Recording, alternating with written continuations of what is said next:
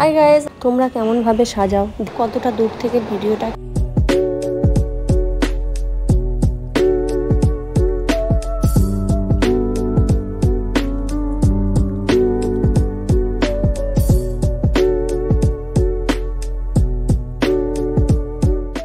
Hi guys, welcome back to my channel. সবাইকে জানাই আমার তরফ থেকে হ্যাপি দিওয়ালি।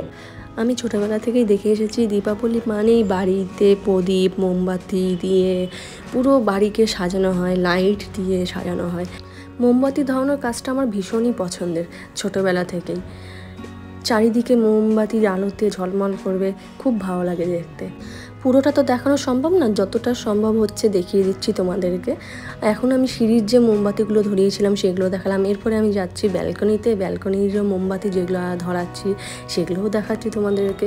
আর তোমরা কেমনভাবে সাজাও দীপাবলির দিন নিজের বাড়িকে, সেটা কমেন্ট সেকশনে জানিও। অনেক দিন হলো চ্যানেলে কোনো ভিডিও আপলোড করা সম্ভব হচ্ছে না, কারণ এতটা ব্যস্ততার মধ্যে দিয়ে যাচ্ছে না দিনগুলো। কিভাবে দিনগুলো কেটে যাচ্ছে কিছু টেরই পাচ্ছি না।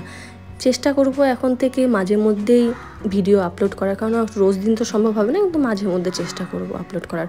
এরপরে আমরা যাচ্ছি, রেডি হয়ে যাচ্ছি। আমাদের এখানে আছে একটা বহু পুরনো শ্যামাকালী মন্দির আছে। এখানে এই দোকানগুলো দেখতে পাচ্ছ, এখান থেকেই সমস্ত ভোগগুলো কিনে মন্দিরে মায়ের কাছে দেওয়া হয়। এখান থেকে কিনে নিচ্ছি। একটা আমার বাড়ির জন্য কেনা হচ্ছে, আর একটা আমি নিজে কিনছি আমার শ্বশুর বাড়ির হয়ে। আমি একটা কিনে এখানে ভোগ দেবো। এত তাড়াহুড়ো হয়ে করে বেরিয়েছি না, যে কেমন সেজেছি তোমাদেরকে দেখানোই হয়নি। আজকে হলো এটা আমার লুক, আর এটা আমার বোন, আর দেখে নাও। আর এটা হচ্ছে আমার দিদি, হ্যাঁ। আর এটা আমার পুচকুটা, আর এটা আমার বাবা। চলো এবার মন্দিরের দিকে এগোনো যাক।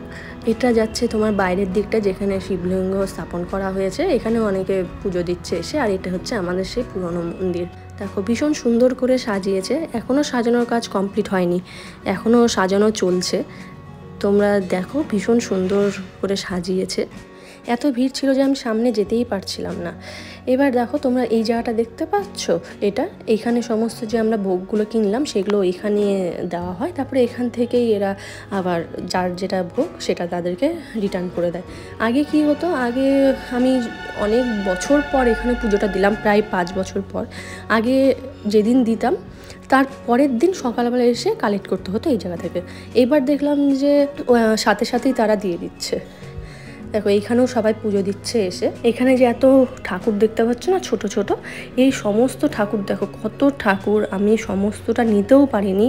এখানে বড় থেকে শুরু করে সমস্ত ধরনের ঠাকুর আছে। এগুলো সব মানতের ঠাকুর। প্রতি বছর এখানে এই পরিমাণে ঠাকুর থাকে। এত মানুষের মানত করা যেগুলো পূরণ হয়ে যায় তাদের ঠাকুরগুলো সব এখানে দেওয়া হয়। পুরো আমাদের মেন পুজোটা হয়ে গেলে পুরোহিত মশাই এসে তারপরে এই জায়গায় পুজো দেয়।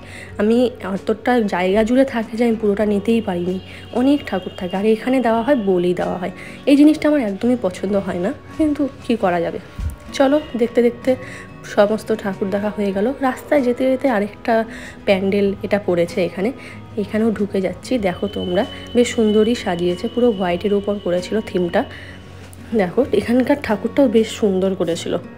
হঠাৎ করে মনে পড়লো, আমরা তো সাজগুজ করলাম, ঘোরা হলো, সবই হলো, কিন্তু কোনো ছবি তোলা হলো না। তো এখানে দাঁড়িয়ে কিছু ছবি তুলে নিয়েছি। এটা হলো আমাদের বাড়ি। দেখো বাড়িটাকে সাজানো হয়েছিল। চলো সমস্ত কিছু কমপ্লিট। এবার এত মেকআপ টেকআপ সব কিছু ক্লিন করে এবার পুরো শোয়ার প্রস্তুতি নেব। তোমাদের পুজো কেমন কাটলো জানিও অবশ্যই। আর সাবস্ক্রাইব করতে একদমই ভুলো না চ্যানেলটাকে। সবাই একটু সাবস্ক্রাইব করে দিও, লাইক করে দিও, আর কমেন্টে সবাই জানিও সবার পুজো কেমন কাটলো। চলো আজকের মতো এখানেই ব্লগটা শেষ করছি। টাটা।